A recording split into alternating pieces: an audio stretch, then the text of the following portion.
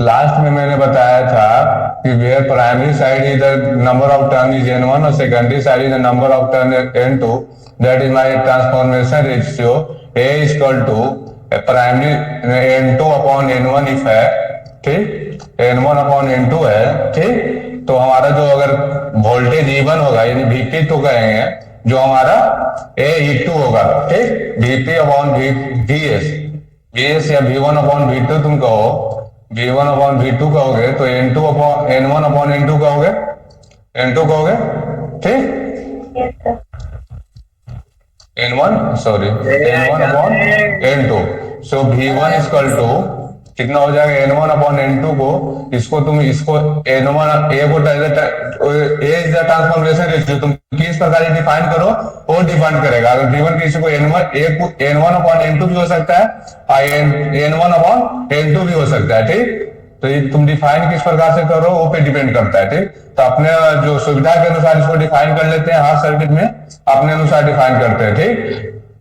तो एक मैं यहाँ पे कर रहा हूं, जो हमारे ए ट्रांसफॉर्मेशन रेशियो है N1 अपॉन N2 है, ठीक, N1 अपॉन N2 है, तो हमारा V1 अपॉन V2 कितना हो जाएगा, दैट इज A होगा। तो V1 बराबर A E2 होगा, A E2 यानी A V2 ये इंपॉर्टेंट है हमारा, ठीक, A2 होगा।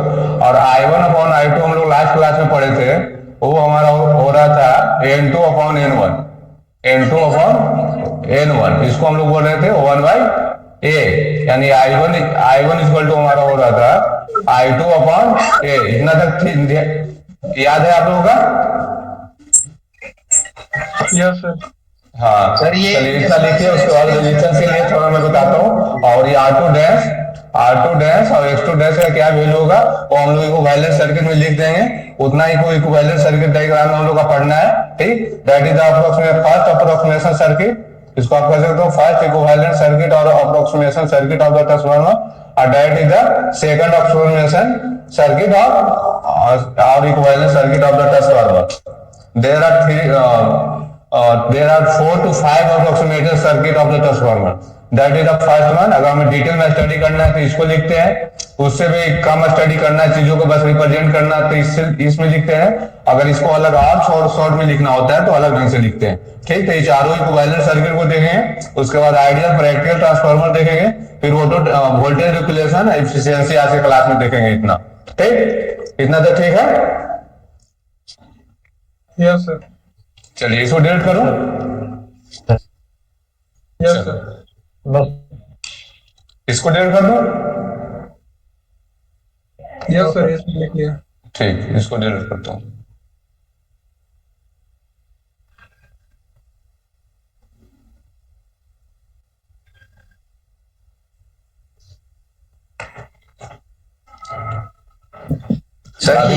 हम लोग ने देखा है क्या बोलता है, V1 इक्वल टू हो रहा था हमारा N1 अपॉन N2 V2 कर सकते हो तुम। और I2 इक्वल टू हम लोग ने देखा I1 इक्वल टू देखा था हम लोग I2 divided by I1 upon N1 upon N2 के स्क्वायर, सॉरी N2, इतना ही देखा था, ठीक। अगर सिमिलरली अगर R2 के R1 साइड लेकर लिखा जाता है सिमिलरली, तो डिफाइन भी लास्ट क्लास में किया था हम लोग, तो R1 यानी R2 डैश है, जो अगर सेकेंडरी साइड को रेजिस्टेंस को प्राइमरी साइड लिखते हैं, ठीक, तो इसको ऐसे R1 तुम कंसीडर करो, R1 that is not equivalent to R1, but हम कह रहे हैं कि नहीं प्राइमरी साइड R2 जो है R2 is secondary side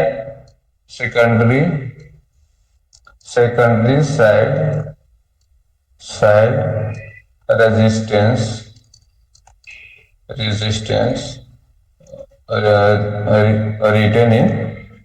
retain और refer to primary side। Sir दोनों को इक्वल कैसे कर दूं? इक्वल नहीं मैं कर रहा हूँ, मतलब कि मैं ये रेफर टू प्राइमरी साइड, मैं ये कहना चाह रहा हूँ कि जो सेकेंडरी साइड का रेजिस्टेंस हमारा R2 है, मैं चाह रहा हूँ कि R2 तो सेकेंडरी साइड नहीं लिखकर हम प्राइमरी साइड ही लिखें R2। तो उसको मैं कह रहा हूँ कि सेकेंडरी साइड जो हमारा R2 है उसको मैं प्राइमरी साइड से इक्विवेलेंट होना चाहिए रेजिस्टेंस, जो सेकेंडरी साइड रेजिस्टेंस है वो इक्विवेलेंट होना चाहिए प्राइमरी साइड, उसको मैं बोल रहा हूँ R2 डैश, यानी कि हमारा जो प्राइमरी साइड रेजिस्टेंस रिप्रेजेंट कर रहा है R1 जो that is not equal to R2 but R2 represented in primary side. ठीक, जैसे ये हमारे सेकेंडरी साइड में है इसी को तो एक है बट हम उसको प्राइमरी साइड में लिखना चाह रहे हैं, तो ये हमारा R2 डैश जो होगा R2 इंटू N1, जिस साइड तुम ट्रांसफर कर रहे हो that is the upper side divided by N2 का स्क्वायर। लास्ट क्लास में हम लोग प्रूव किया था, यानी तुम कह सकते हो अगर A इक्वल टू कितना तुम N1 अपॉन N2 डिफाइन करोगे, तुम कैसे डिफाइन करो उस पर डिपेंड करता है, बट मेन हमारा जो फंक्शन है ये N1 अपॉन N2, अगर प्राइमरी साइड कर रहे हो तो N1 अपॉन N2, अगर ए इस प्रकार से डिफाइंड है तो R2 into A square that is the transfer in the primary side. Okay, समझ में आया इतना? सर ये वाला जो स्क्वायर वाला टर्म जो अभी आप घेर रहे हैं सर, ये वाला कैसा है वो बताइए सर। लास्ट क्लास में मैंने देखा था, आपने लास्ट क्लास का कॉपी देखो, मैंने बताया था, और नहीं तो मैं करता हूँ अभी बता देता हूँ, नेक्स्ट में कभी टाइम मिलेगा, बट इतना तुम ध्यान रखो। ठीक, इतना सही है, इतना तुम लिखो, बाद में उसको मैं एक्सप्लेन करता हूँ चीजों को। बोलो सर, मेरा फोन 2% चार्ज है सर, अगर ऑफ हो गया तो सर अटेंडेंस बना दीजिएगा। हाँ ठीक है, चलो ठीक है, इतना तक सही है, इसको डिलीट करो सर, अटेंडेंस बना दीजिए सर। बहुत मारपीट आओगे तुम लोग। कैसे पीटिए सर? क्या रुपेश बोल, चलो ठीक है। सिमिलरली अगर हम पढ़ाइए सर। हाँ चलो ठीक है, कितना तक लिख लिया, इसको डिलीट करो ना। यस सर, कर दीजिए।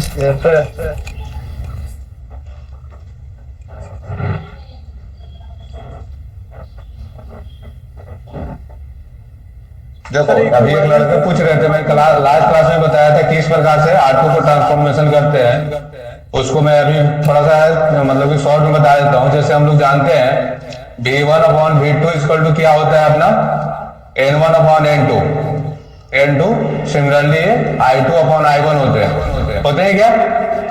ठीक, अगर हम लोग प्राइमरी साइड का रेजिस्टेंस निकाले तो V1 अपॉन V2 निकालेंगे, V1 अपॉन I1, ठीक, एंड सेकेंडरी साइड का रेजिस्टेंस निकाले तो ये कितना होगा अपना V1 upon I1 equal to V2 upon I2।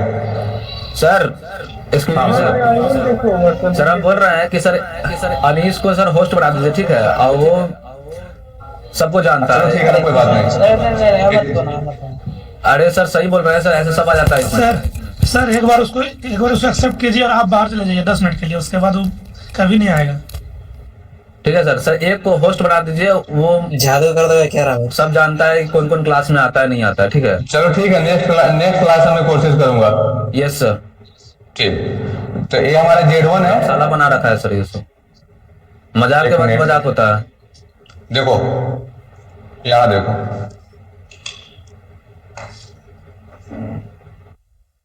V1 upon I1, तो V1 को हम लोग कितना लिख सकते हैं V2 के रिस्पेक्ट में, तो V2 जैसे में इसको हम लोग लिखेंगे ना, एक मिनट तुम रुक जाओ,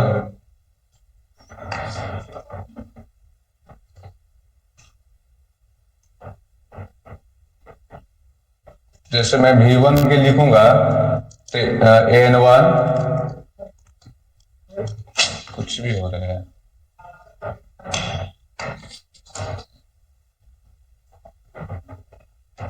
V1 को लिखूंगा तो N1 upon N2 into V2, और I2 का लिखूंगा तो भी N1 upon N2 upon V2 I1 sorry, और I1 इक्वल टू लिखूंगा तो N2 upon N1 into I2। कितना हो आ गया? ठीक, यस सर। चलो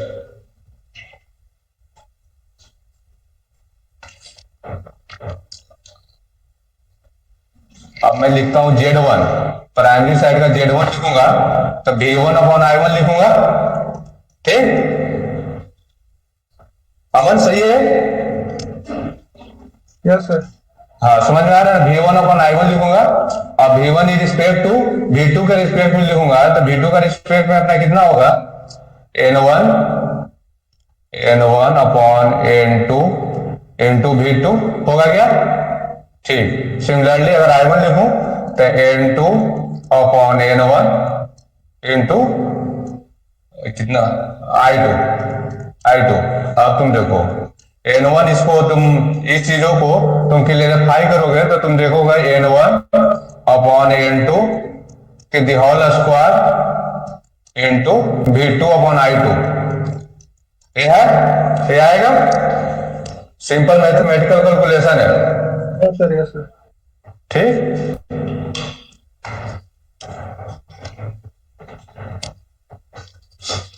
अब देखो N1/N2 के मैं बोल रहा हूं कि इसको मैं ट्रांसफॉर्मेशन रेशियो ये बोलता हूं। N1/N2 के as a transformation ratio define कर रहा हूं कि हमारा ये जो है, अगर तुम N1/N2 डिफाइन कर रहे हो तब मेन हमारा ध्यान रखना है कि ये चीजें ध्यान रहे, जिस तरह से Z1 प्राइमरी साइड ट्रांसफॉर्म हो रहा है तो उसको प्राइमरी साइड का बाइंडिंग नंबर ऑफ टर्न जो होगा एबव होगा, बट ये है जो ओनली N1/N2 भी हो सकता है, N2/N1 भी हो सकता है, ये हम पे डिपेंड करता है। ठीक, तो यहाँ पे अगर N1/N2 इसको डिफाइन कर रहे हैं तो Z1 इक्वल टू जो होगा हमारा A² इंटू Z2 होगा, दैट इज द Z2। ये Z2 है।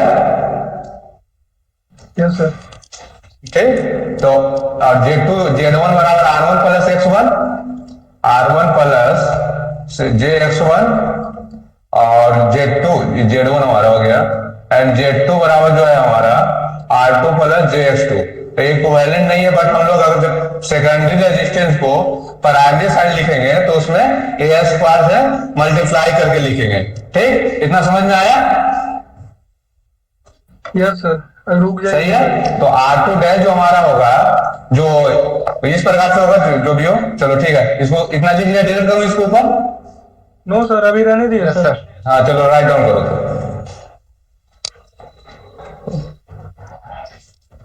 रुपेश, अपना माइक तुम ऑन करना। ठीक, 1 बाय 1 बंदे कुछ मिनट के लिए, कोई और बंदे सेकंड की, कुछ और बंदे रिप्लाई करते हैं, अच्छा रहता है, लगता है क्लास। और जी सर बोलिए। जी सर बोलिए।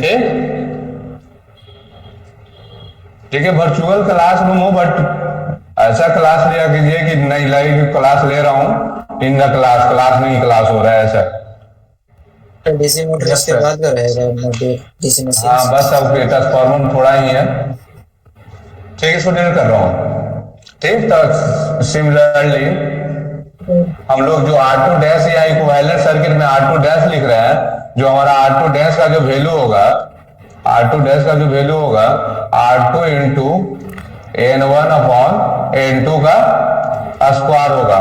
ठीक, प्राइमरी साइड, अगर प्राइमरी साइड ट्रांसफर करें सेकेंडरी रेजिस्टेंस को, सिमिलरली तुम प्राइमरी रेजिस्टेंस को सेकेंडरी रजिस्टर में तुम ट्रांसफर कर सकते हो। ठीक, X2 डैश का जो वैल्यू होगा X2 into N1/N2 square.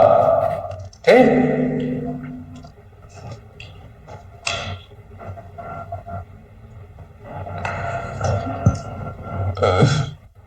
Sorry और V2 डैश का जो वैल्यू होगा हमारा, V2 डैश का जो वैल्यू होगा हमारा वो V2 इंटू N1/N2 होगा। और इसमें जो करंट हम सबऑर्डिनेट कर लेते हैं कि I2 डैश है हमारा, I2 डैश, तो I2 डैश का जो वैल्यू होगा I2 dash I2 into N2/N1। तो जब भी हम लोग का एग्जाम में बोल दिया कि इक्विवेलेंट सर्किट ड्रा करो तुम ट्रांसफार्मर को, तो इस प्रकार से अपने को ड्रा करना है और उसका इक्विवेलेंट सर्किट लिख डालने का है। ठीक, सबका वैल्यू 1 बाय 1 कि हमारा ये R1 X1 है, R1 इस प्रकार से रिलेट कर रहा है, R2 इस प्रकार से रिलेट कर रहा है, तो हमारा इक्विवेलेंट सर्किट ये कंप्लीट हो गया। ठीक, सही है, लिख डाले इतना। सर वो टर्न कहाँ चला जाता है? N1 is the primary side number of turn, N2 is the secondary side number of turn. तो नंबर ऑफ टर्न होता है ना प्राइमरी साइड और सेकेंडरी साइड को, नंबर ऑफ टर्न्स है. N1 is the number of turns of the primary side of the transformer, N2 is the number of turns of the secondary side of the transformer. सही है. Equivalent circuit में वो दिखता क्यों नहीं है sir? Equivalent circuit में उसको रिमूव कर लिया जाता है, तो फाइनली कोई फर्स्ट अप्रोक्सीमेशन में तो दिख रहा है ना, that is the N1, that is the N2, but second approximation में उसको हम लोग रिमूव कर लेते हैं.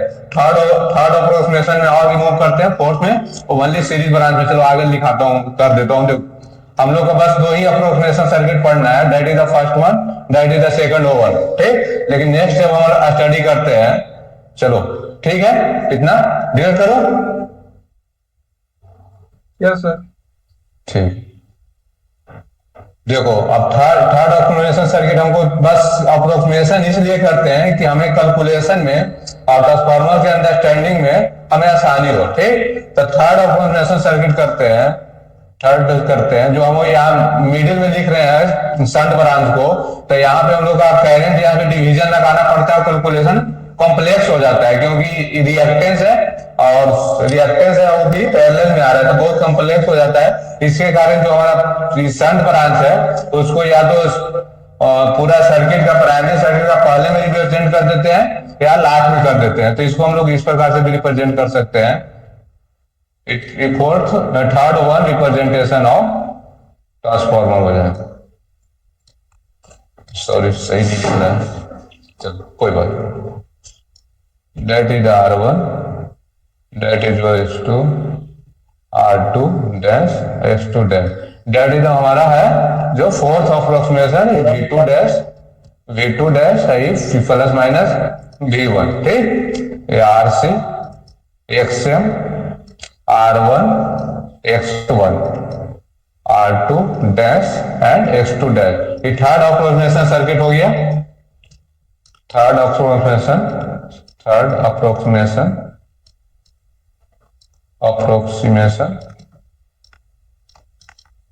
Circuit of transformer. ठीक, अब देखो इसी को, इसमें भी कैलकुलेशन, यहाँ पे कैरेंट सपोर्टेड I1 है. ठीक, इसमें I2 डैश जा रहा है. ठीक, I2 डैश जा रहा है, तो हमारे इसमें भी कॉम्प्लेक्स, इसमें जो ब्रांच जाता है, शंट ब्रांच में जो करंट जाता है तो उसको हम लोग I0 बोलते हैं. ठीक, इसको core component of the current बोलते हैं. ठीक, तो इसमें I0, इसमें भी हमें दिक्कत होती है कैलकुलेशन में. तो ट्रांसफार्मर जब हम पावर सिस्टम पढ़ते हैं वहां पे ट्रांसफार्मर बस सीरीज ब्रांच दिखला देते हैं.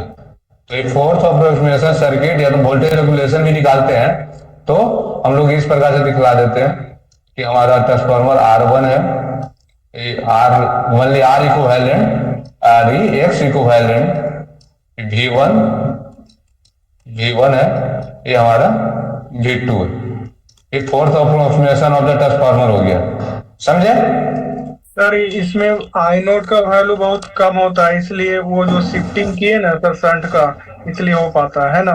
हाँ, ये यार that is the shunt branch है. RC एंड XM का बहुत ज्यादा वैल्यू होता है, I0 काफी कम होता है. उसके लिए तो हम लोग डिटेल स्टडी नहीं करना होता है ट्रांसफार्मर को, तो बस हम लोग इस प्रकार से डिनोट कर लेते हैं.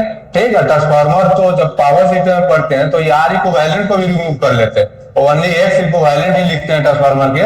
समझे क्या? ठीक सर, वो शंट को कैसे रिमूव करती है वो बताइए सर. क्या? शंट को जो थर्ड अप्रोक्सीमेशन में रिमूव कर दिए वो कैसे किए वो बताइए. थर्ड अप्रोक्सीमेशन तक तो सही है. फोर्थ अप्रोक्सीमेशन में यहाँ पे फोर्थ अप्रोक्सीमेशन में रिमूव किया. ये हम लोग अब बी डबल पढ़े वहां तक नहीं कर सकते हैं. ठीक, इसको कर रहे हैं कि चलो I0 बहुत कम है, हमारा सिस्टम पे कोई इफेक्ट उतना नहीं पड़ा रहा है. जैसे केजी में जब स्टडी करते हैं, जैसे 100 एम्पियर का हमारा करंट फ्लो कर रहा है, 100 एम्पियर का 1000 एम्पियर का करंट फ्लो कर रहा है पावर सिस्टम में, उसमें अगर 1 एम्पियर या 2 एम्पियर या 5 एम्पियर ही हमारा I0 करंट है तो हमारा सिस्टम पे इफेक्ट नहीं पड़ता. ठीक, अगर वही कम मतलब कि low value of the current रहता है तो इफेक्ट पड़ेगा, but high value of the current रहेगा तो इफेक्ट नहीं पड़ता, इसलिए हम उसको रिमूव कर डालते हैं. ठीक, इतना तक सही है? यस. चलो इतना राइट डाउन कर दो.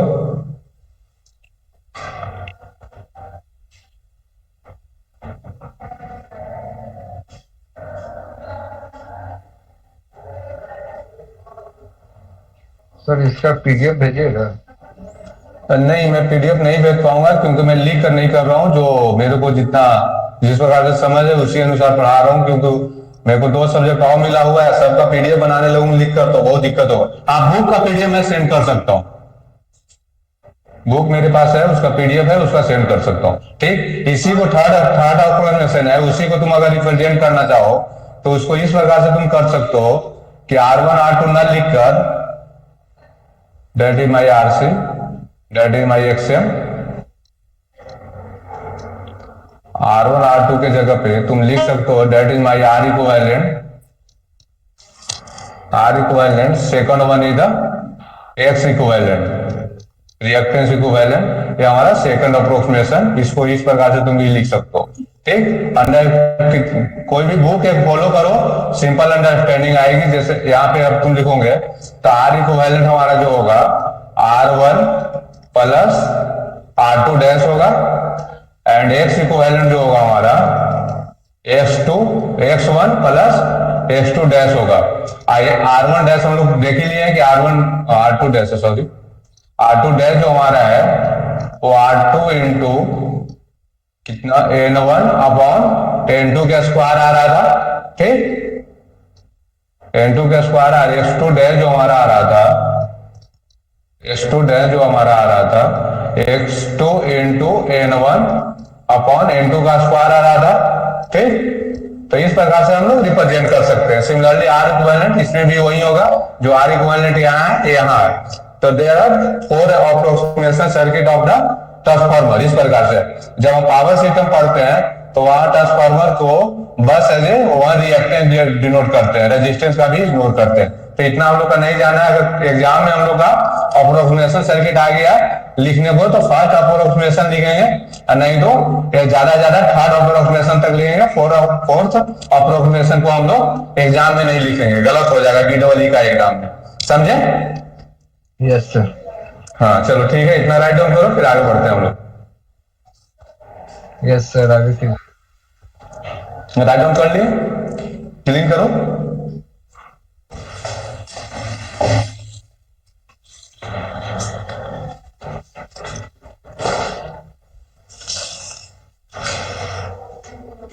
सर हम लोग का अप्रोक्सीमेशन में पढ़ा है कि ना, एक बार प्राइमरी में सबको ले आया था, एक बार सेकेंडरी में सबको। हाँ देखो, अभी मैं प्राइमरी साइड में लिखा हूँ चीजों के, आप ट्रांसफर सिमिलरली कर सकते हो, सेकेंडरी साइड में कर सकते हो, that is not problem. Primary में लिखो या सेकेंडरी, बट अप्रोक्सीमेशन होती है। जैसे मैं अभी प्राइमरी साइड में ट्रांसफर करके लिखा हूँ रेफर टू प्राइमरी साइड, इसी को रेफर टू सेकेंडरी साइड करोगे जहाँ पे चलो ठीक है, जब रेफर टू सेकेंडरी साइड तुम करोगे, सब चीजों को चाहोगे नहीं सेकेंडरी साइड में रेफर टू सेकेंडरी साइड, तो उसी को तुम लिखोगे R1 डैश करोगे वहां पे, R1 डैश जो तुम्हारा होगा N2 अपॉन N1, बस अपोजिट हो जाएगा, रेफर टू प्राइमरी साइड के अपोजिट हो जाएगा इनटू R1। इसका जो वैल्यू है ये इस प्रकार से डिनोट होगा। समझा? तो ये खुद कर सकते हो तुम, इसलिए तो बोलता हूँ क्लास में हर चीज नहीं कराया जा सकता। कोई भी एक बेसिक बुक हो उसको फॉलो करो, चीजों को क्लियरिफाई होगा। ठीक, सही है? हाँ बोलो, आवाज नहीं आ पा रही है आपका। बुक है सर आपके पास कौन सा बुक है, कौन सा बुक आप प्रेफर करते हैं? अब मेरे पास तो बुक बहुत सारे हैं, मैं बहुत सारे बुक, जैसे मैं अभी अब आप लोग का PDF सेंड करने वाला हूँ, कोठारी का एक बुक है उसको सेंड करूंगा। ठीक, बाकी आप BEE का ही बुक फॉलो करो क्योंकि कुछ बहुत डिटेल है। Transformer is the 3 to 4 months syllabus of the 3rd semester and 4th semester student. ठीक, तो तुम BEE का ही बुक कोई भी एक ले लो, उसमें ट्रांसफार्मर है, मशीन है, तो उसको तुम फॉलो करो। ठीक सर, एशियन ये पता नहीं, अभी जी चक्रवर्ती में अच्छा लिखा है, उसको मैं स्टडी किया हूँ। ठीक, ऐसे मैं PDF आपको सेंड करता हूँ जो कोठारी का मशीन का PDF है। ठीक, उसमें ट्रांसफार्मर भी मिलेगा आपको, मैग्नेटिक सर्किट भी मिलेगा, DC जितना भी पढ़ना सब मिलेगा। सर प्लीज भेज दीजिएगा नहीं सर, क्योंकि बुक नहीं हाँ है। बिल्कुल बिल्कुल, फिर नहीं कैसे क्यों नहीं, बुक पोस्टर पे छूट अटेंडेंस गया। कब बनाइएगा? सर इसमें फेजर डायग्राम भी बनेगा बनेगा। हाँ करता हूँ, सब करता हूँ, फेजर डायग्राम भी मेरे को पता है क्या बताना है क्या नहीं बताना है। ठीक, इतना तो ठीक है। Yes sir. Yes sir. चलो इसको क्लीन करता हूँ। नेक्स्ट हमारा transformer on the basis of the ideality there are two types, one is the ideal transformer, one is the ideal transformer,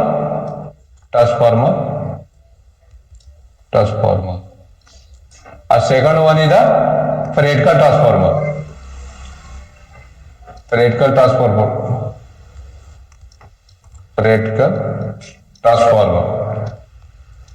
देखिए ट्रांसफार्मर जनरली तो कोई भी चीज आइडियल नहीं होते, बट अगर आइडियल ट्रांसफार्मर हमारा कंस्ट्रक्शन हो तो उसके लिए रिक्वायरमेंट क्या क्या हो सकता है, ठीक।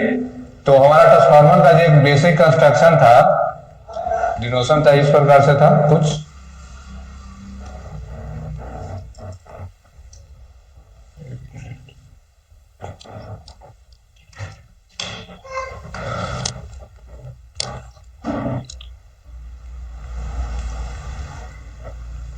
आज आवाज स्लो है ना compare to previous day? Yes sir. Yes sir. चलो ठीक है। देखो आइडियल ट्रांसफार्मर है जो हमारा, तो आइडियल ट्रांसफार्मर प्राइमरी साइड का हम लोग इसको एज ए रिप्रेजेंट कर रहे थे, इस प्रकार से कर रहे थे, that is R1 X1 RC X7 R2 X2 R1 X1 R2 sir ये आइडियल RC X7 इस प्रकार से हमारा रिप्रेजेंटेशन था। तो आइडियल ट्रांसफार्मर वो होता है जिसमें हमारा कोई भी लॉसेज नहीं हो, किसी प्रकार का लॉसेज नहीं होना चाहिए। तो किसी आइडियल ट्रांसफार्मर किसी प्रकार का लॉसेज नहीं होना चाहिए। No loss in ideal transformer, no any losses, no any losses, ये रिक्वायरमेंट होती है। तो इसके लिए हम लोग इसको क्या क्या नहीं कर सकते हैं, हम कहेंगे कि नहीं प्राइमरी साइड का जो रेजिस्टेंस है, चलो स्टेप 1 बाय 1 ये कि जनरल हम लोग जानते हैं कि जो भी चीज आइडियल होते हैं उसमें कोई लॉसेज नहीं होना चाहिए, ये हम लोग जानते हैं। तो इसके लिए हम लोग ट्रांसफार्मर में क्या क्या होना चाहिए, पहला होना चाहिए कि प्राइमरी रेजिस्टेंस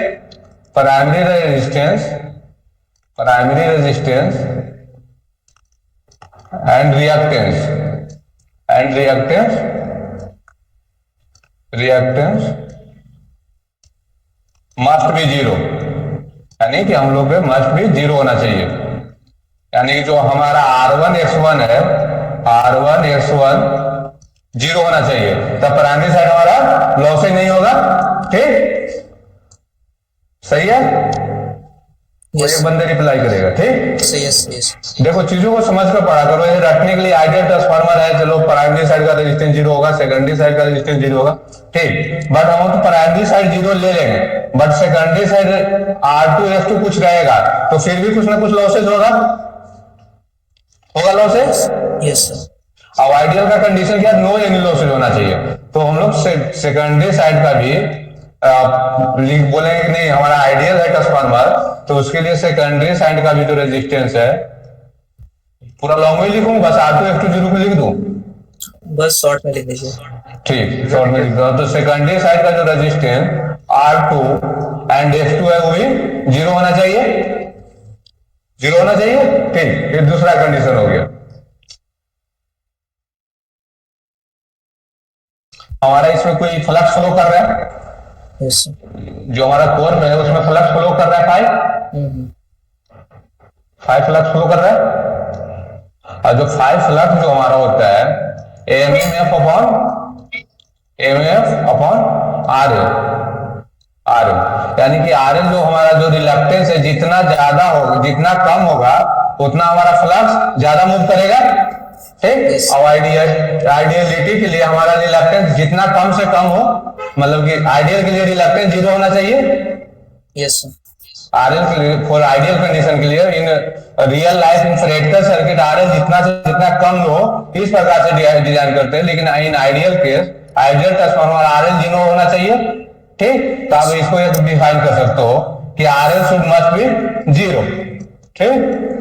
अब RL जीरो होने के लिए RL को तुम क्या जानते हो, RL इक्वल टू क्या होता है, L upon mu into A होता है क्या, L is the length of the core, L is the length of the core होता है, हम लोग पढ़े हैं बेसिक में, लेंथ ऑफ द कोर, और A is the cross section area of the core, core होता है क्या? अब me is the permeability of the core, ठीक। तो आर एल जीरो होने के लिए यार म्यू को इंफिनिटी होगा तो हमारा आर एल जीरो होगा, सही ये होगा, यस ठीक। तो अब तुम आइडियल ट्रांसफार्मर के तुम एक और पॉइंट भी लिख सकते हो कि जो permeability mu must be infinity, ठीक, जो कि हम लोग का प्रैक्टिकली में एग्जिस्ट नहीं करता है, ठीक। इतना तक सही है? Yes sir yes sir. ठीक। अब देखो इसमें क्या है कि जब आइडियल नहीं रहते हैं तो कुछ इसमें फ्लक्स जो मूव कर रहे हैं वो कुछ इस प्रकार से इधर भी मूव कर रहे होंगे एयर में, यस एयर में भी कुछ फ्लक्स मूव करते हैं इस प्रकार से, सेकेंडरी साइड में कुछ फ्लक्स एयर में मूव करते होंगे, जिसको हम लोग मैग्नेटिक सर्किट में वो पढ़े थे, जिसको हम लोग लीकेज फ्लक्स कहते हैं, यस सर लीकेज फ्लक्स कहते हैं, ठीक। कहाँ पढ़े सर, कहाँ पढ़े? पढ़े थे मैग्नेटिक सर्किट में, तुम नहीं होगा क्लास में, वो बात अलग सर है। लीकेज होता है सर, लीकेज फ्लक्स होता है, नहीं पढ़े थे तो यहाँ पढ़ लो, ठीक। लीकेज फ्लक्स कहते हैं जो हमारा मेन पार्ट है जो फ्लक्स फ्लो करने का, उससे अलग कहीं फ्लो करता है, उसको हम लोग लीकेज फ्लक्स कहते हैं, ठीक। इसको डिटेल कर दूं क्या? इतना लिखो, उसके बाद लीकेज फ्लक्स भी थोड़ा समझाता हूँ, उसके बाद आगे बढ़ते हैं, ठीक। ऐसे आइडियल ट्रांसफार्मर का तो बुक में देखोगे तो बस 1 to 2 पॉइंट लिखेगा कि म्यू इन्फिनिटी होना चाहिए और resistance primary and secondary side का 0 होना चाहिए, ठीक। बट म्यू इन्फिनिटी का उसमें बहुत सारी चीजें आ जा रहे हैं, ठीक। इसको लिख लिया, मैं डिलीट करूं? Yes sir. चलो ठीक है। सर तो लीकेज फ्लक्स को कम करने के लिए क्या करता है? हाँ मैं करता हूँ, अभी करता हूँ मैं। सर लीकेज फ्लक्स और एडी करंट दोनों बताइए सर। हाँ बिल्कुल बिल्कुल बताऊंगा भाई, थोड़ा सा वेट तो कर लो चीजों के, मैं इस चीजों को एक्सप्लेन कर चुका हूँ ऑलरेडी मैग्नेटिक सर्किट पे, फिर मैं दोबारा करता हूँ, कोई दिक्कत नहीं है। सर पूछ रहे लीकेज फ्लक्स को कम करने के लिए क्या करेंगे? मैं बता रहा हूँ भाई, थोड़ा सा तो पैसेज रखो तुम। लीकेज फ्लक्स को कम करने के लिए हम लोग उसका जो म्यू इन्फिनिटिव कर रहे हैं, इसलिए तो कर रहे हैं, जो मेन फ्लोइंग पाथ है इसका, मेन फ्लोइंग पाथ है उसका, इसमें रेजिस्टेंस नहीं होगा फ्लक्स का, तो ये लीकेज क्यों करेगा, ठीक। बट आइडियली ऐसा एग्जिस्ट नहीं करते हैं, इसके लिए लीकेज फ्लक्स फ्लो करते हैं, ठीक। तो आइडियल के लिए leakage flux should must B 0 होना चाहिए हमारा, ठीक। डिलीट करूं? यस चलो ठीक है।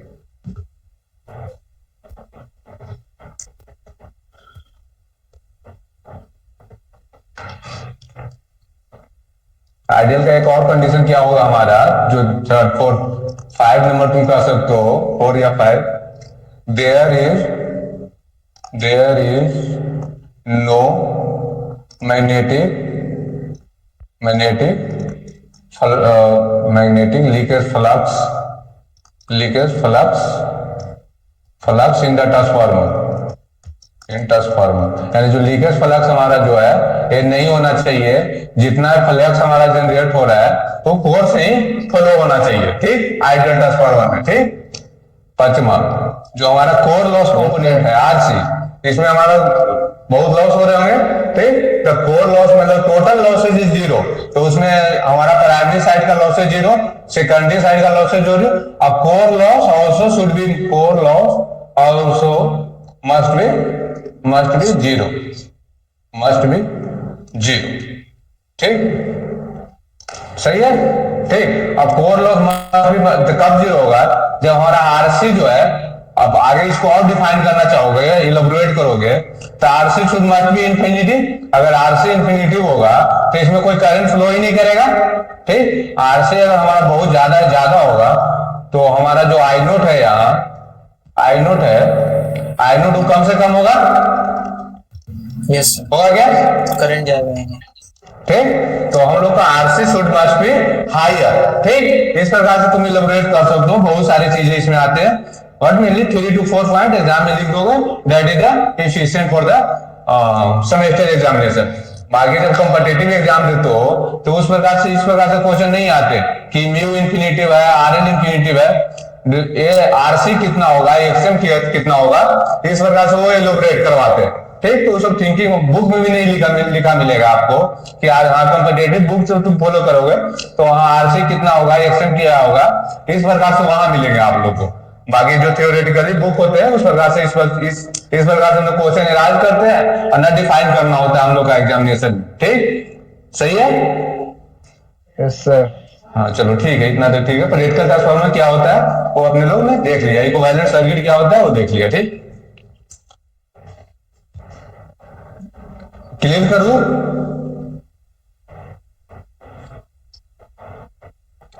क्लीन करूं स्लाइड को? चलो देखो, मैं फेजर डायग्राम बताता हूँ, थोड़ा सा बस रुक लो चीजों को। मतलब फेजर डायग्राम पढ़ना स्टार्टिंग नहीं है, लेकिन कोई मतलब है नहीं, चीजों को जानोगे नहीं, बस मैं फेजर डायग्राम ड्रा कर दोगे समझ में नहीं पाओगे तुम। ठीक, तो चीजों के जान लेने के बाद फेजर डायग्राम खुद से ड्रा करोगे तो ज्यादा अच्छा लगेंगे। ठीक, अब देखो हम लोग को ओपन सर्किट और जैसे ट्रांसफार्मर अपने लोग लिख लिया, बना लिए, तो एक बेसिक डायग्राम में ट्रांसफार्मर को बना देता हूँ आगे, कोई दिक्कत नहीं है।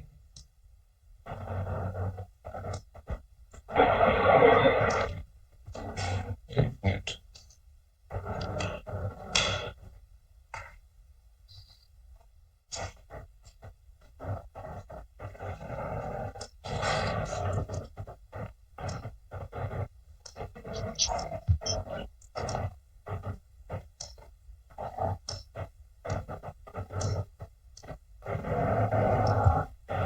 V1 है हमारा, ये V2 है सबोइडेड।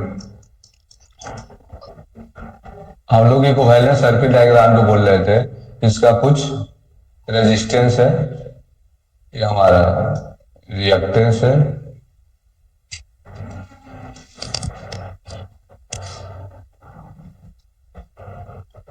कोई मतलब नहीं है, आगे डिनोट करो एक्सएम या आरसी, उससे कोई मतलब नहीं है।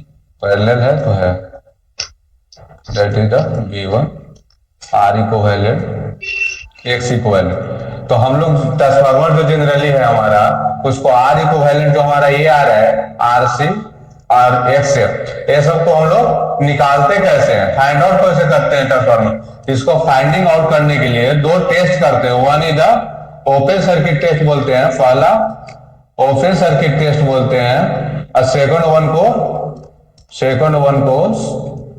ओपन सर्किट टेस्ट, और सेकंड वन को शॉर्ट सर्किट टेस्ट बोलते हैं। शॉर्ट सर्किट, CKT मतलब सर्किट में बोल रहा हूं, CIRCUIT, शॉर्ट सर्किट टेस्ट बोलते हैं। ठीक, तो हम लोग ट्रांसफार्मर में जनरली दो टेस्टें करते हैं, one for the short circuit test करते हैं और दूसरा का ओपन सर्किट टेस्ट करते हैं for finding out the magnetising component and the resistance और reactance of the binding of the transformer, इसलिए करते हैं। ठीक, तो ये दोनों टेस्ट हम लोग किस लिए करते हैं? कोई बोल सकता है, कोई बंदा? सर वैल्यूज फाइंड आउट करने के लिए। हाँ देखो, तो पहला हम लोग पढ़ते हैं ओपन सर्किट टेस्ट पढ़ते हैं। ठीक, तो लिखेंगे सब लोग अपने अपने कॉपी में, open circuit test of the transformer. ठीक, open circuit test of the transformer, open circuit test of the transformer is carried out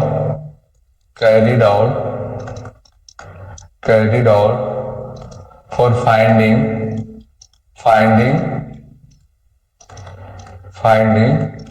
the core loss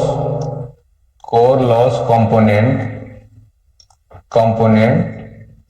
and magnetizing component of the transformer.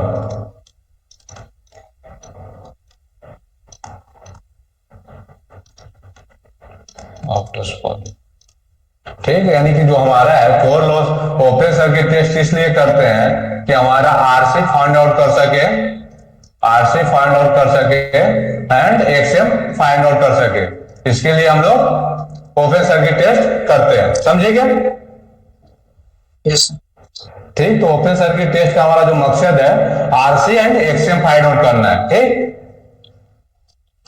चलो point number 2 लिखेंगे हम लोग। Open circuit test अभी देख रहे हैं। ठीक, ओपन सर्किट टेस्ट और शॉर्ट सर्किट टेस्ट देखेंगे, उसके बाद क्लास लॉग आउट करेंगे, ये दो देख लेंगे हम लोग। चलिए तो open circuit test, open circuit test, open circuit test को हम लोग करते हैं। Open circuit test circuit test carried open circuit test carried at rated voltage, यानी ट्रांसफार्मर का जो रेटेड वोल्टेज है जितना डिफाइन है उतना पे करते हैं rated voltage and rated frequency पे करते हैं। ठीक, दोनों रेटेड होना चाहिए। ठीक है, ट्रांसफार्मर की जनरली जो रेटिंग फ्रीक्वेंसी होती है अपने इंडिया में 50 हर्ट्ज होती है, तो फ्रीक्वेंसी मस्ट भी 50 hertz. But rated voltage transformer का जितना रेटेड है यानी जितना भी हो, 11 के भी हो तो 11 के पे करेंगे, अगर 440 वोल्ट है तो उतना पे करेंगे, ट्रांसफार्मर पे ही डिफाइन करेगा। ठीक, और देखो अब ट्रांसफार्मर में दो होते हैं, एक लो वोल्टेज साइड होते हैं, एक हाई वोल्टेज साइड होते हैं। देयर इज वन ट्रांसफार्मर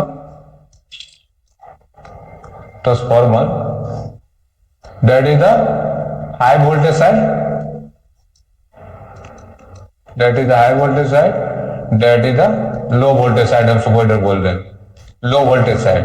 ठीक, तो हम लोग का ट्रांसफार्मर का जो ओपन सर्किट टेस्ट करना है, ये दो कंडीशन है कि तुम ओपन सर्किट टेस्ट कर सकते हो, जो पहला रेटेड वोल्टेज पे कर सकते हो। ठीक, और दूसरा हम लोग कर सकते हैं रेटेड फ्रीक्वेंसी पे। ठीक, तो रेटेड वोल्टेज पे कर रहे हैं तो इसको सपोर्टेड हमारा ट्रांसफार्मर का है 11 kV टू 440 kV है, ट्रांसफार्मर 440 kV है। तो हम लोग का जो मेजरमेंट करना है वोल्टेज का जो भी हो पावर, वो कौन साइड इजी होगा, इंस्ट्रूमेंट का कनेक्शन तो हाई वोल्टेज साइड करना अच्छा होगा या लो वोल्टेज साइड करना अच्छा होगा? मतलब सर फिर से बताइए। कौन साइड करना अच्छा होगा हम लोग का? लो वोल्टेज साइड करना अच्छा होगा, सेफ्टी होगा हम लोग का। तो ओपन सर्किट टेस्ट में ऑल इंस्ट्रूमेंट क्या, एक बार सर फिर से बोलिए क्या बोल रहे थे? देखो मैं बोल रहा हूँ कि जो ओपन सर्किट टेस्ट है, जो रेटेड वोल्टेज पे करना है, रेटेड फ्रीक्वेंसी पे करना है, दैट इज नेसेसरी है। ठीक, तो हमारा जो ट्रांसफार्मर है one side high voltage side होगा और second side is low voltage side होगा। सब वोल्टेज हमारा ट्रांसफार्मर वन है जो एक साइड 11 के भी है, सेकंड साइड 440 के भी है। ठीक, 440 वोल्ट है, सॉरी 440 वोल्ट है। तो हम लोग का जो भी इंस्ट्रूमेंट जो मेजर करना है, पावर मेजर करना है, वोल्टेज मेजर करना है, तो कौन साइड मेजर करना होता तो अच्छा होगा, मैं ये पूछ रहा हूँ। लो साइड जिधर वोल्टेज। ठीक, तो all instrument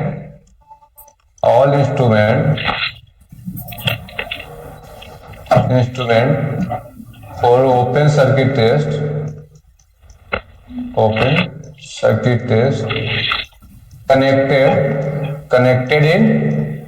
connected in low voltage side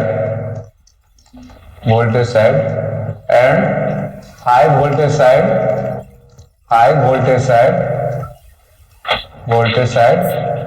are open circuited। यानी हम लोग इस टेस्ट को करने के लिए जितना भी इंस्ट्रूमेंट है वो लो वोल्टेज साइड करते हैं और रेटेड वोल्टेज रेटेड फ्रीक्वेंसी देते हैं, और हाई वोल्टेज साइड का है जो हम लोग ओपन सर्किट कर लेते हैं। ठीक, अच्छा चलो इतना लिखो, इसका किस प्रकार से सर्किट डायग्राम बनता है ओपन सर्किट का, ये मैं आगे बताता हूँ। अभी डिलीट नहीं कीजिएगा सर, अभी डिलीट नहीं डिलीट करूंगा।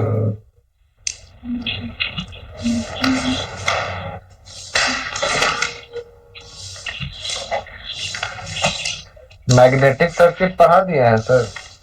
हाँ पढ़ाया हूँ, कुछ बच रखा है, और जो कि फिजिकल क्लास होगा तभी संभव है, चाहे उसमें ये लॉर्ड ऑफ कंफ्यूजन है। मतलब 2-3 क्लास तो लिया हूँ मैग्नेटिक सर्किट का, एक क्लास बच रहा है जो अगर म्यूचुअल फ्लक्स इंड्यूस होता है तब उसका एल एंड जो इंडक्टेंस का वैल्यू कितना होता है विथ अपोजिंग एडिटिव पोलैरिटी पे एंड सबट्रैक्टिव पोलैरिटी पे, बस एक बच रखा है। या तो मैं उसको लिख के कभी क्लास में मौका मिलेगा, ऑफलाइन होगा तो पहला क्लास वही करेंगे और खत्म करेंगे, और नहीं तो नहीं मौका मिलेगा तो एक क्लास डिफाइन करेंगे उसके लिए और उसको खत्म करेंगे। वो कोई बड़ा चीज है नहीं, बहुत छोटी चीज है बट बहुत कॉन्सेप्ट है उसमें। Magnetic leakage plus magnetic fringing और हिस्टैरिसीस कर्व, एडी करंट, ये सब कहाँ गया सर? हाँ वही बता रहा हूँ सर, तो वही सब चीजें हैं जो करना है। मैग्नेटिक फ्लक्स तो अभी भी करूंगा, ट्रांसफार्मर में भी ये पढ़ना हम लोग का, तो उसको कर लूंगा, कैरिड आउट कर लूंगा, कोई बड़ी चीज नहीं है, वो सब थ्योरी पेपर है। ठीक, प्रैक्टिकल में हम लोग का बस इंडक्टेंस एक निकालना है, मतलब कि क्या बोलते हैं न्यूमेरिकल पेपर में, बस वो है, बाकी तो थ्योरी है, खुद से भी देखोगे तो पल्ले पड़ेगा। अब लीकेज फ्लक्स का डिफिनेशन है वो नहीं पल्ले पड़ेगा, फ्रिंजिंग का डिफिनेशन है नहीं पल्ले पड़ेगा। और लिख कर मैं सेंड भी किया हूं शायद एक बार, आप लोगों ने देखा नहीं होगा नोट। चलो इसको डिलीट करूं मैं? Yes yes sir. चलो सर ये लास्ट टॉपिक है क्या? नहीं, इसके बाद एक वोल्टेज रेगुलेशन है और एक एफिशिएंसी है। ठीक, ओपन सर्किट टेस्ट।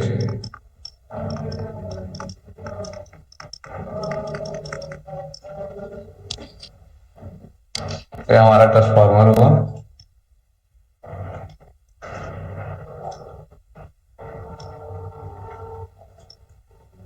एक गलत हो गया। बाइंडिंग में पूरा डिपेंड करता है कि इस प्रकार से करंट फ्लो कर रहा है, इसलिए बाइंडिंग हमेशा सही हो। उसी कारण अगर फेजर डायग्राम ड्रा करोगे तुम, तब बाइंडिंग थोड़ा सा अपोजिट ले लोगे तो पूरा वोल्टेज एंड करंट का डायरेक्शन ही पूरा चेंज हो जाएगा, वो 180 डिग्री हो जाएगा। Yes sir. तो उसको बाइंडिंग जब भी बनाया करें तो संभल के बनाया करें, कि अभ्यास रहे कि मैं किस प्रकार से बना रहा हूं, चीजें किस प्रकार से होते हैं।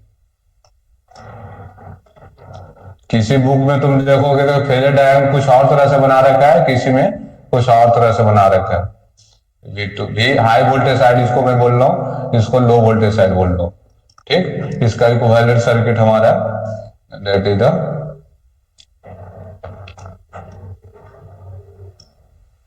अब सब R1 S1 तो लिखना बार बार जरूरत नहीं है, अपने लोगों को बहुत बार लिख चुका हूं, इतना बार लिखा हूं कि अगर ध्यान होगा तो इक्विवेलेंट सर्किट अगर एग्जाम में ड्रा करने के लिए आएगा तो आराम से कर लीजिएगा। ठीक, R2 है, X2 है, तो हम लोग क्या करते हैं कि जितना भी इंस्ट्रूमेंट है वो सेकेंडरी साइड कनेक्ट करते हैं, यानी लो वोल्टेज साइड, इसको ओपन कर लेते हैं प्राइमरी साइड को। तो इसमें ओपन कर लेंगे तो इसमें कोई करंट फ्लो नहीं करेगा, नहीं करेगा ना? No sir. ठीक, इसमें ये ओपन हमारा होगा तो इसमें कोई फ्लो नहीं करेगा। सप्लाई भी जो भी देना है हम प्राइमरी साइड पे सप्लाई देंगे, जो भी इसमें मेजर करना है करंट तो सब सेकेंडरी साइड, सॉरी लो वोल्टेज साइड करेंगे। इसको ओपन हो जाएगा तो ये रहे या ना रहे, इससे हमको कोई फर्क पड़ता है? नहीं पड़ता है ना? No sir. नहीं, तो इसी को हम लोग इसको रिमूव करके ओपन सर्किट टेस्ट का जो हम लोग इक्विवेलेंट सर्किट बनाएंगे, कि हमारा बोलेंगे चलो ये हमारा रिएक्टेंस है जो कोर मैग्नेटाइजिंग कंपोनेंट है, और ये हमारा कोर लॉस कंपोनेंट है आरसी।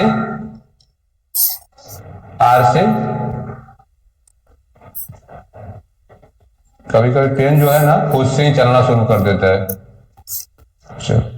थक गया सर। नहीं, that is I node current flow कर रहा है, जो अपना मैग्नेटाइजिंग करंट है, मतलब कोर जो भी कर सकते हैं, कोर करंट है ये हमारा।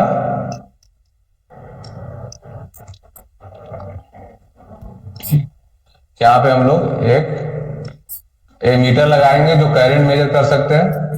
ठीक, और यहाँ पे हम लोग और एक वोल्ट मीटर लगाएंगे जो वोल्टेज मेजर कर सकता है। ठीक, एक मिनट सर ये लो वोल्टेज साइड लगा रहा है ना? क्या? हाँ, इस सेकेंडरी साइड लगा रहा हूँ, इस साइड में से चीजों को कनेक्ट कर रहा हूँ, समझ रहा हूँ? यस सर, यस सर एक चीज पूछना था। हाँ बोलो। सर ऊपर जो ट्रांसफार्मर बनाया है उसी का इक्विवेलेंट सर्किट नीचे बना हुआ है। हाँ बिल्कुल बिल्कुल। सर एक और बात पूछना था।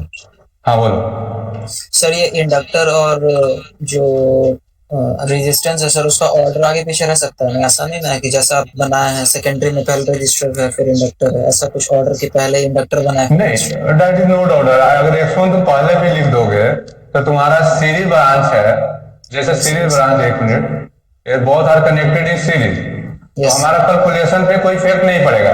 लेकिन तुम किताब में देखोगे तो हमेशा R1 है, रेजिस्टेंस को पहले लिखता है कंपेयर टू रिएक्टेंस, बट ये फॉलो कर रहे हैं लोग, ये रूल को तो फॉलो कर रहे हैं, बस समझ लो। ऐसा कुछ है नहीं कि मतलब कि ये एक ही साइड कनेक्ट करना है, समझा?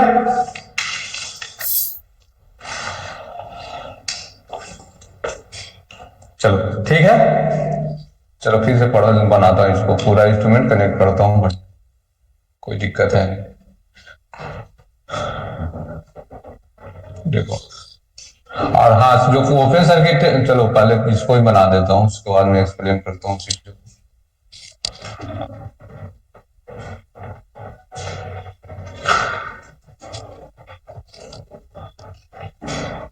ये हमारा ट्रांसफार्मर है, सपोर्टेड,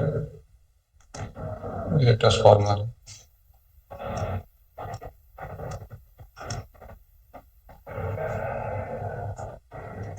इसको मैं बोल रहा हूँ कि हाई वोल्टेज साइड है हमारा, बस अपोजिट लिख रहा हूँ, कुछ नहीं कर रहा हूँ मैं। इसमें करंट कितना जा रहा है वो मेजर कर रहा हूँ मैं, एमीटर लगाकर, एक वाट मीटर लगाता हूँ मैं, ठीक। यहाँ पे पहले वोल्टेज बना दो, मेजर कर लो तो।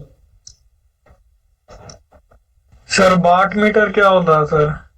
वाट मीटर से हम लोग पावर को मेजरमेंट करते हैं, इसको रिप्रेजेंटेशन इस प्रकार से देते हैं सर्किट में, that is my watt meter. जब तुम मेजरमेंट पढ़ोगे तो वहां पे तुम पढ़ोगे, ठीक, that is watt meter measurement. Watt meter का जो इंडिकेशन है, हम लोग क्या करेंगे, जो हमारा ट्रांसफार्मर जो करंट जा रहा है उससे एमीटर से मेजर करेंगे, जो वोल्टेज आ रहा है वोल्टेज से, वोल्ट मीटर से मेजर करेंगे, और कितना पावर वो जनरेट कर रहा है वो वाट मीटर से मेजर करेंगे। इतना 3 चीज हम लोग का मेजर करना जरूरी है, ठीक। और जो इसका इक्विवेलेंट सर्किट हमारा बनेगा, इक्विवेलेंट सर्किट का तो नो लोड, प्राइमरी साइड तो नेगलेक्टिव जब हो जाएंगे, और सेकेंडरी साइड का जो रेजिस्टेंस है, ताकि सेकेंडरी साइड को मतलब कि बहुत कम होता है तो नेगलेक्ट भी हो जाते हैं। चलो ठीक है, इधर एक से सर वाट मीटर मेजरमेंट का पढ़ना है सर? वो आगे जब थर्ड से में पढ़ोगे तो शायद पढ़ोगे, तुम अभी नहीं है। वाट मीटर से बस इतना समझो कि हम लोग पावर मेजर करते हैं, ठीक, एक्टिव पावर मेजर करते हैं, समझे? तो सर वाट मीटर को कैसे सर्किट में सर्किट में इस प्रकार से नोट करते हैं। वाट मीटर से कनेक्शन में जब मैं लैब करवाया था, सबसे पहला लैब, तो मैंने यही करवाया था, मीटर कैसे कनेक्ट करते हैं, वाट मीटर कैसे कनेक्ट करते हैं, और वोल्ट मीटर कैसे कनेक्ट करते हैं। ये 3 चीजें कनेक्ट करने के लिए सिखाया था, तो काफी लोग बोर हो गए थे कि ये सब बकवास चीज हो रहे हैं, ठीक। सर हम लोग का ग्रुप का नहीं हुआ होगा सर, दूसरे ग्रुप में नहीं, बिल्कुल हुआ है, मैं करवाया हूँ। पहला क्लास पूरा थ्योरी क्लासेस थे, जिसमें मतलब कोई इंस्ट्रूमेंट का भी जरूरत नहीं पड़ रहा था अपने को। तो ग्रुप 1 में कराएंगे सर, ग्रुप 1 आप एब्सेंट होंगे? नहीं, मैं करवाया हूँ। चलो ठीक है, इस प्रकार से तो हम लोग इसमें कोई बात नहीं, ठीक है, नहीं होगा तो जब भी ऑफलाइन होगा मैं करवा दूंगा किस प्रकार से होता है, ठीक। तो इस प्रकार से हम लोग इसमें जो करंट जो मूव कर रहा है उसको आई नोट से डिनोट कर रहा हूँ, ठीक। और इसमें जो अपना वोल्टेज जो मूव कर रहा है वो VOC सपोर्टेड आ रहा है, इमीडिएट वैल्यू है V नोट, और इसमें जो पावर लॉस हो रहा है वो POC है, जो कुछ वैल्यू हमारा W आ रहा है सपोर्टेड। ये 3 चीज आ रहे हैं, समझ में आ रहा है? I nought equal to I nought से, और जो वोल्टेज है हमारा इसके क्रॉस जो मेजर कर रहा है V, वो VOC आ रहा है, ठीक। इतना चीजें क्लियर हुआ? Yes sir. अब देखो तुम, ये यहाँ पे एक सवाल आना चाहिए था आप लोगों का मन में कि सर चलो ठीक है, वो तो तुम खत्म कर लिए VOC, बट अब तुम R2 X2 कैसे खत्म कर सकते हो, ठीक। ये सवाल आना चाहिए था, बट आया नहीं, ठीक। चलो कोई बात नहीं, नहीं आया तो अच्छा बात। अब देखो सर, ये जो ऊपर में सर्किट बना है ना, लेफ्ट राइट में, सॉरी लेफ्ट में, वो एक बार समझाइएगा ना। देखो मैं बोल रहा हूँ, ओपन सर्किट को रेटेड वोल्टेज पे करते हैं, रेटेड फ्रीक्वेंसी पे करते हैं, ठीक। हाँ। करते हैं, ठीक। अब हमारा ट्रांसफार्मर में एक हाई वोल्टेज साइड होता है, एक लो वोल्टेज साइड होता है, ठीक। तो हमारा जितना भी इंस्ट्रूमेंट है वो लो वोल्टेज के लिए ज्यादा एफिशिएंट वर्क वोल्टेज के लिए करेगा, तो ऑब्वियसली लो वोल्टेज के लिए करेगा। तो इसलिए जितना भी इंस्ट्रूमेंट है वो हम लोग लो वोल्टेज में कनेक्ट किए हैं, और हाई वोल्टेज साइड को ओपन रख लिए, समझा? यस ठीक है, ठीक। वहां से हम लोग एक वाट मीटर को इस्तेमाल किए हैं कि पावर कितना जा रहा है ट्रांसफार्मर से, ये watt- वो डब्ल्यू से मेजर कर रहे हैं, उसको डब्ल्यू से डिनोट कर रहे हैं, मेजर वैल्यू हो गया। करंट कितना जा रहा है वो आई जा रहा है, जो आई नोट हमारा आ रहा है, और जो वोल्टेज है भी जो VOC आ रहा है। ठीक, हमारा ये सर्किट ये हो गया। ठीक, जिसमें इतना चीज हमको मालूम है। और फाइंड आउट हमको क्या करना है कि RC हमको निकालना है और XM हमको निकालना है, दो चीजें निकालना है। ठीक, ये तो निकालना है। यस ठीक, अब तो ये दो चीजें निकालना है। तो देखो तुम, जो हमारा जो ये लॉसेज होंगे, इस ट्रांसफार्मर जो एक्टिव लॉसेज होंगे P, वो ओनली RC में होंगे, रेजिस्टेंस में होगा। रिएक्टेंस में तो लॉसेज कुछ होते नहीं है, नहीं होते ना। ठीक, अब तो P बराबर तुम कर सकते हो VOC square upon RC। Yes sir ठीक, तो RC बराबर तुम यहां से फाइंड आउट कर सकते हो VOC स्क्वायर अपॉन P। इस प्रकार से तुम कोर लॉस कंपोनेंट यानी कोर लॉस रेजिस्टेंस तुम फाइंड आउट कर सकते हो। ये दूसरा है, पहला है। ठीक, जितना तक समझ में आया, दैट इज VOC है, दैट इज छोटा में लिखा हुआ है, यानी V के स्क्वायर अपॉन OC है, नहीं कि C के स्क्वायर है। समझ में आ रहा है?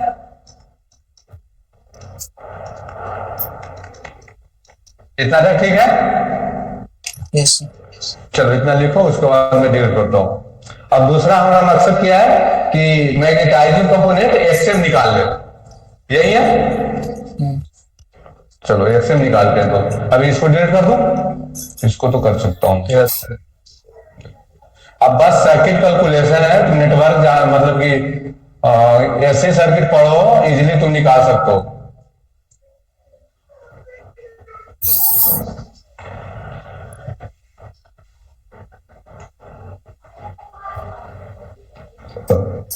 सॉरी, अब देखो,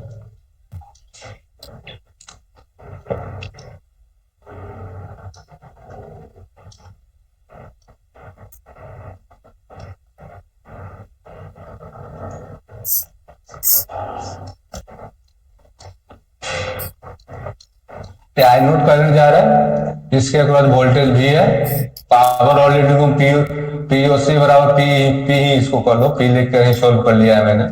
ठीक, चलो P है, POC P है।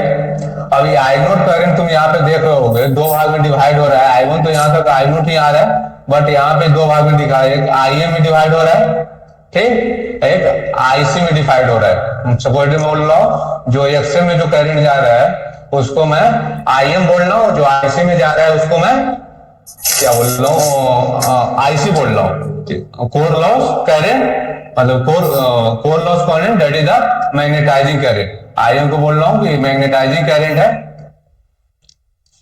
मैग्नेटाइजिंग करंट है, दिख रहा है स्पष्ट? यस अब IC को कोर लॉस कर रहा हूँ, कोर लॉस करंट है या कोर लॉस कंपोनेंट है, कोर लॉस करंट है। ठीक, इतना तक ठीक है? यस सर ठीक, और जो हमारा आई नोट होगा, देखो इसमें जो हमारा जो भी होगा 90 डिग्री लीड करके करंट लैग करके करंट जाएगा, इसमें एज यूजुअल जाएगा। तो आई नोट बराबर हम लोग जो पढ़े थे उसको कह सकते हैं क्या, IC square plus IM square होगा। क्या बोल रहे हो? यस यस यस सर ठीक, और IC बराबर तुम अगर तुम लोगे, अगर angle between them, suppose that मैं क्या बोल रहा हूँ, ठीक,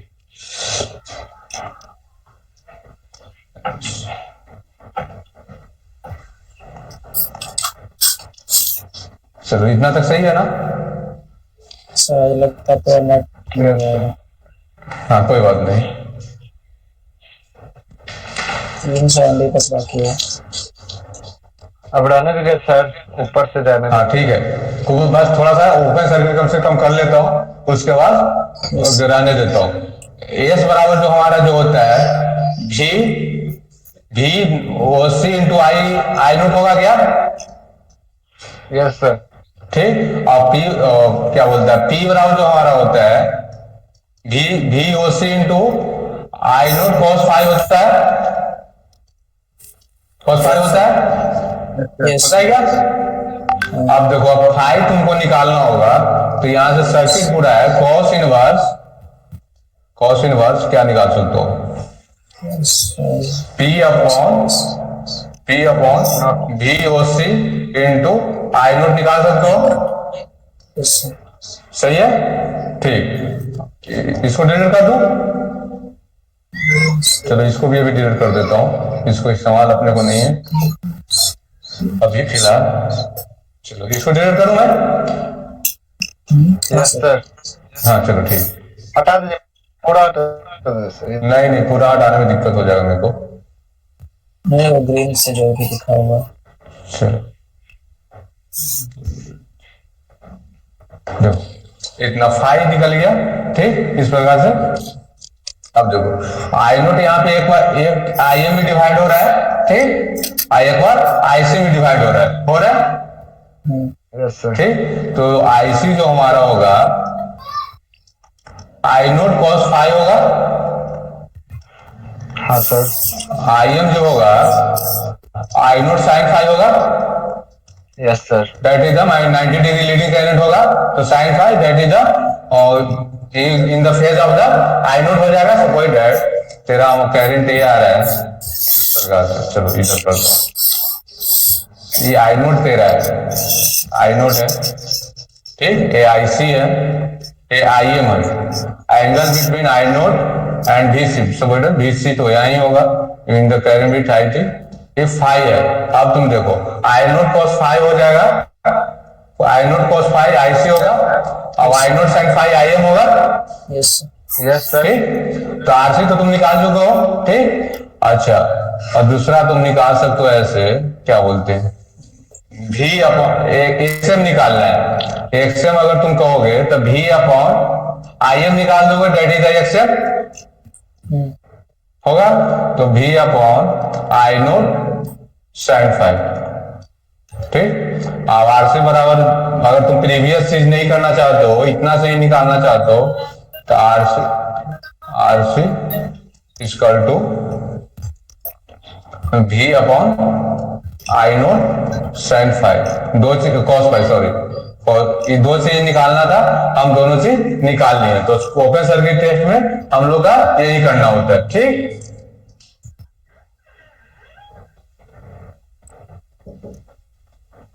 यस सही है।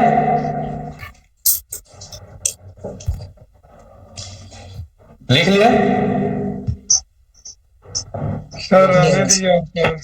बस शॉर्ट सर्किट करता हूँ, बस वो छोटी सी चीज है शॉर्ट सर्किट, अब बस 2 मिनट का चीज है। नहीं बोले थे सर, बहुत हो गया सर।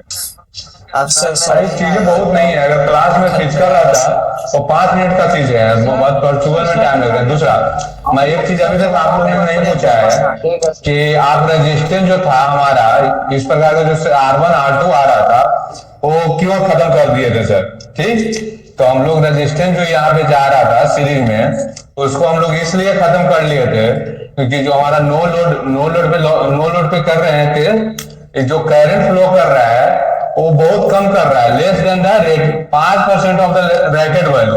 इसके कारण R1 एंड X1 नेग्लेक्ट हो रहा था। जो लिखना चाहे जो लिख सकते हैं, नहीं लिखना चाहे कोई बात नहीं, ठीक। बस समझ में आने चाहिए चीजों को, ठीक। दूसरा का मैं शॉर्ट सर्किट टेस्ट कर लेता हूँ, बस 2 मिनट का चीज है, बाद 13-12 हो रहा है, 13-15 में खत्म हो जाएगा। ठीक है क्लियर कर लो इसको, ठीक है। क्लीन करो, चलो करता हूँ। पूरा कर दीजिए सर, पूरा। पूरा करता। Second one is short circuit test. Short circuit test देखिए, ओपन सर्किट टेस्ट हम लोग किस लिए किए थे कि कोर लॉस कंपोनेंट क्या है उसको फाइंड आउट करने के लिए। जो ओपन सर्किट था हमारा टेस्ट, उसको हम लोग किए थे आरसी एंड एक्सएम को फाइंड आउट करने के लिए, core loss component and magnetising component को फाइंड आउट करने के लिए, ठीक। बट हमारा जो बाइंडिंग रेजिस्टेंस है, बाइंडिंग रेजिस्टेंस आर इक्विवेलेंट जिसको आप बोल लो, और एक्स इक्विवेलेंट बाइंडिंग का जो रेजिस्टेंस और रिएक्टेंस है, उसको फाइंड आउट करने के लिए हम लोग शॉर्ट सर्किट टेस्ट करते हैं, ठीक।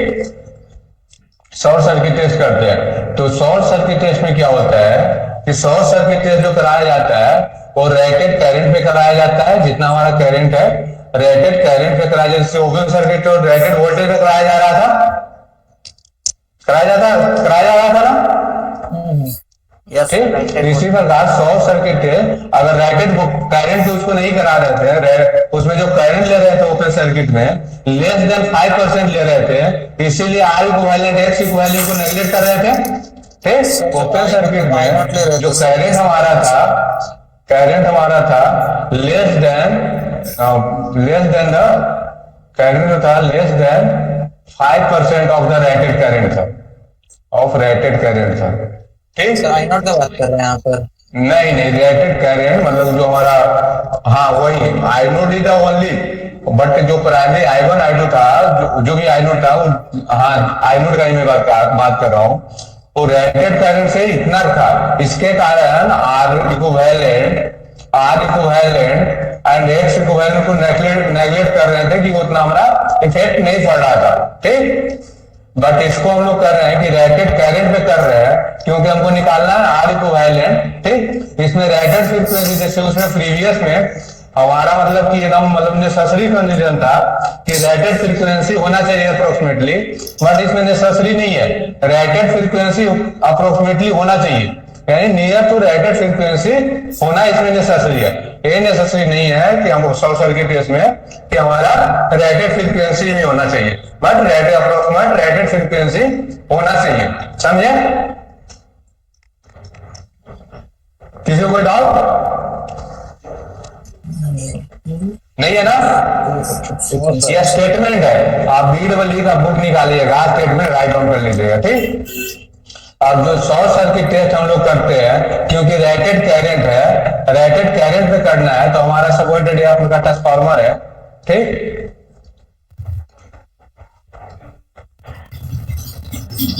चलो ये प्राइमरी साइड हो गया, ये अपना सेकेंडरी साइड हो गया। ठीक, इसको मैं बोल रहा हूँ हाई वोल्टेज साइड, इसको बोल रहा हूँ लो वोल्टेज साइड। अगर रेटेड करंट पे फोर्स करना है तो हमारा करंट हाई वोल्टेज साइड कम होगा या लो वोल्टेज साइड कम होगा, कोई बता सकता है? लो वोल्टेज साइड। क्या सर? हमारा जो करंट है वो लो वोल्टेज साइड कम होगा या हाई वोल्टेज साइड कम होगा? Higher sir. High voltage side कम होगा ना, क्योंकि V1/V2 तुम करते हो, यानी V हाई वोल्टेज साइड तो V लो वोल्टेज साइड, तो N हाई वोल्टेज साइड होगा upon N low voltage side तो होगा। सिमिलरली अगर तुम I हाई वोल्टेज साइड करोगे और I लो वोल्टेज साइड करोगे तो N low voltage side into N high voltage side, यानी जिधर हमारा वोल्टेज हाई होगा उधर करंट लो होगा। दूसरा इससे भी तुम दे सकते हो V1/I1 इक्वल टू V2/I2। अगर V1 मेरा ज्यादा होगा तो I1 कम होगा। ठीक, अगर और इसके लिए V1 अगर ज्यादा है तो I1 कम होगा, या V2 कम है तो I2 ज्यादा होगा, ये होगा ना? Yes sir. ठीक, तो हमारा जो हाई वोल्टेज साइड जो है वो करंट कम होता है।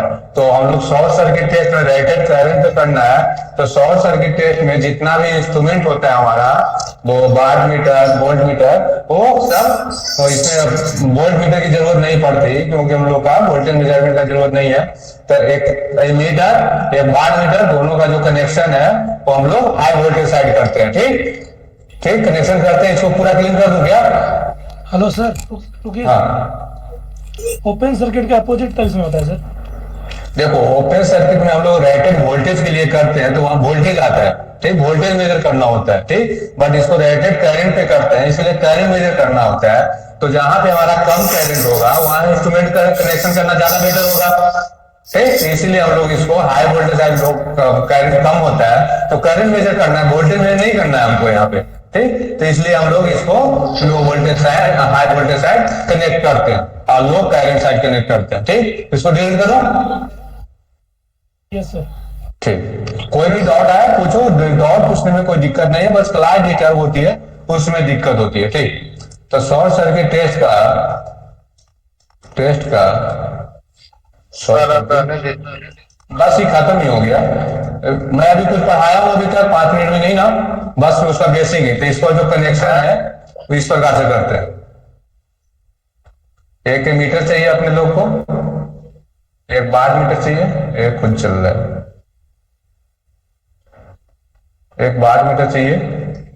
इसको कनेक्शन हम लोग इस प्रकार से दे देते हैं। There are watt meter are 2 types, so one is the MC connection, other is the LC connection। और किस प्रकार से तुम कौन सा वाट मीटर ले रहा हो ये डिपेंड करता है अपने को, दैट इज नॉट मैटर। उसको अपने को स्टडी नहीं करना है, मेजरमेंट में करेंगे वहां देखो, ठीक। ये वाट मीटर हमारा हो गया। इसमें हमारा वोल्ट मीटर मेजर करना है, वोल्ट मीटर हो गया, ये मीटर हो गया। कुछ भी सप्लाई देंगे, हाई वोल्टेज साइड भी हाई वोल्टेज साइड, ठीक। ये अपना ट्रांसफार्मर होगी। और लो वोल्टेज साइड को हम लोग शॉर्ट कर लेते हैं। शॉर्ट सर्किट टेस्ट नाम ही कर रहा है, शॉर्ट सर्किट से टेस्ट, यानी लो voltage side will be short circuited, that is the low voltage side will be short circuited, low voltage side will be short circuited, will be short circuited. तो इसको equivalent जो हमारा मतलब कि circuit diagram बनेगा वो कुछ इस प्रकार से बनेगा। कुछ चल रहा है, चलो कोई बात। ये हमारा आर इक्विवेलेंट होगा, एक्स इक्विवेलेंट होगा, ठीक। यहाँ पे वोल्टेज जो भी मेजर किए वो V होगा। इसमें जो करंट फ्लो कर रहा है उसको मैं ISC बोल रहा हूँ। अब V को VSC शॉर्ट सर्किट नहीं, V ही बनाने दो। और जो पावर मेजर कर रहे हैं वो उसको मैं P से डिनोट कर रहा हूँ, P is the power, P से ही डिनोट कर रहा हूँ, ठीक। POC कर लो, P शॉर्ट सर्किट तुम कर सकते हो, ठीक। अब हम लोग का मकसद क्या है, एक सर्किट अपने को मिल गया है जिसमें P मालूम है, V मालूम है, ISC मालूम है, ठीक। कितना चीज मालूम है? कोई भी एक बंदा रिप्लाई करो ना प्लीज, अच्छा लगता है मेरे को। Yes sir. Yes sir. हाँ चलो ठीक। अब देखो भी इस सर्किट के क्रॉस भी मालूम है तो हम लोग जेड इक्विवेलेंट डायरेक्टली निकाल सकते हैं, जो हमारा R equivalent plus J X equivalent होगा। इसको भी upon V S C upon I S C, V S सी कर ले, ISC होगा जो हमारा जेड मतलब कि जेड इक्विवेलेंट होगा। पहला तो ये करेंगे। और दूसरा हमारा जो भी लॉसेज है ओनली आर इक्विवेलेंट के अक्रॉस ही होगा। एक्स में तो कोई लॉस होगा नहीं, रिएक्टेंस में कोई लॉसेज होते नहीं है, ठीक। तो हमारा जो भी रिएक्टिव पावर आएगा वो ISC square into R equivalent आएगा। किसी को डाउट है बोलेगा? Yes sir. ठीक, अच्छा। तो आर इक्विवेलेंट हम लोग यहां से निकाल लेंगे कि P जो हमारा आ रहा है P अपॉन ISC स्क्वायर। तो हमारा मकसद था 2 चीज निकालना, एक आर इक्विवेलेंट निकालना था यानी बाइंडिंग रेजिस्टेंस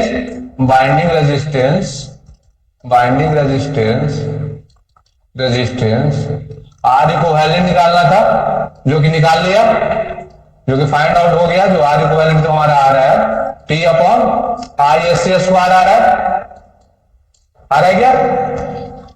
यस सर। ठीक, तो हमारा तो मकसद था वो फाइंड आउट हो गया, ठीक। अब सेकंड जो हमारा था मकसद कितना जो एक्स इक्विवेलेंट निकालने का है, ठीक। तब तुम देखो जेड तुम निकाल चुको, जेड इक्विवेलेंट तुम निकाल चुको सर। 10 आपका फंस रहा है। हाँ वो देख रहा हूँ। जेड एक्स इक्विवेलेंट तुम निकाल चुके हो, यहाँ पे जेड इक्विवेलेंट निकाल चुके हो, ठीक। आर इक्विवेलेंट निकाल चुके हो, तो जेड इक्विवेलेंट बराबर जितने हमारा होता है आर इक्विवेलेंट मैग्नीट्यूड है तो देगा, जो मैग्नीट्यूड ही देगा ना, जो VSC अपॉन ISC करोगे वो मैग्नीट्यूड ही देगा। तो आर इक्विवेलेंट बस मैग्नीट्यूड का लेना है हम लोग का, एंगल छोड़ देना है। तो हमारा ये मैग्नीट्यूड ही देगा जेड इक्विवेलेंट का, जो जेड इक्विवेलेंट आर इक्विवेलेंट का स्क्वायर प्लस एक्स इक्विवेलेंट का स्क्वायर होगा क्या? और एक्स इक्विवेलेंट तुम यहां से निकाल लोगे root over Z equivalent square minus R equivalent square. यहाँ से हमारा दोनों मकसद फुलफिल हो गया। यही दोनों शॉर्ट सर्किट और ओपन सर्किट का मकसद था। ठीक, तो यार टू थिंग्स आप याद भी कर सकते हो। अगर सर्किट थ्योरी जानते हो तो स्टार्टिंग का कॉन्सेप्ट याद रखो, बाकी सब कर डालो। ठीक, तो शॉर्ट सर्किट और ओपन सर्किट टेस्ट हो गया। ठीक,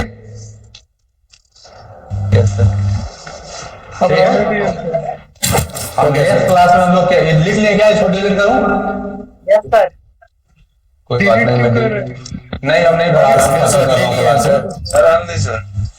हाँ रहने दे रहा हूँ। नेक्स्ट क्लासेस में आप लोग पढ़ के आइएगा तो ज्यादा बेटर रहेगा सर। वो मैं बता रहा हूँ, लेता हूँ। एक मिनट। नेक्स्ट क्लास में हम लोग पर यूनिट सिस्टम देखेंगे थोड़ा सा। Per unit system sir, phasor diagram, efficiency and three phase transformer. Chat में। ठीक, और एक मिनट चलिए सेट में से मैसेज कर दिया, मैं अटेंडेंस लिख लूंगा, कोई दिक्कत नहीं है। आप लॉग आउट हो सकते हैं। और कोई डाउट है जिनका रुक कर पूछ सकते हैं आराम से, कोई दिक्कत ना आए। सर हाँ बोलो। सर बोले कि वो एक के कुछ रूट में जे इक्विवेलेंट होगा ना, स्क्वायर नहीं ना होगा। अरे सॉरी, यहाँ पे थोड़ा सा गलत लिखा गया है। यहाँ पे स्क्वायर होगा, जेड इक्विवेलेंट स्क्वायर। ठीक, अगर जेड इक्विवेलेंट नहीं होगा यहाँ पे तो इसको रूट ओवर होगा। ठीक, हाँ ये सब चीजें देखते रहना चाहिएगा। स्क्वायर नहीं लिख रहा हो तो रूट लिखो, स्क्वायर लिख रहा हो तो सही लिख रहा हो। ठीक, नीचे में सर नीचे, हाँ नीचे भी हटा दो, स्क्वायर हटा दो, स्क्वायर हटा दो। बॉक्स से इसको हटा दीजिए। आप कहीं हटाना है? System phasor diagram. चलो बढ़िया है सर ये क्या ऊपर याद दिलाना, अच्छा बात है। यानी लगता है क्लास देख रहे हैं, समझ रहे हैं तो अच्छा लगता है मेरे को। यस सर, हम लोग सर ये ऊपर में क्या लिखे हैं sir? Sir attendance per unit system phasor diagram, per unit system phasor diagram, voltage regulation and efficiency and three phase transformer. अच्छा वो बीच में 4 टॉपिक बचा है। एक से 1.5 घंटा का टॉपिक है, खत्म हो जाएगा। 4 ही बंदे रहते हैं, पढ़ते हैं, अच्छे रहते हैं। ज्यादा है नहीं पढ़ते, डिस्टर्ब करते हैं, मेरे को भी irritate. Yes sir. Sir question नहीं कराए हुए सर। एक्स्ट्रा क्वेश्चन में देता हूँ ना, क्वेश्चन तो तेरे को ही बनाना पड़ेगा ना। एक्स्ट्रा क्लास भी होगा सर? क्या एक्स्ट्रा क्लास? क्लास टाइम में तो लोग क्लास करते नहीं है, एक्स्ट्रा क्लास में क्या क्लास करेंगे? चैट बॉक्स दिखता कैसे है जी गूगल मीट पे? मेरे को दिख नहीं रहा है। सर नहीं दिख रहा है। डॉट है ना सर।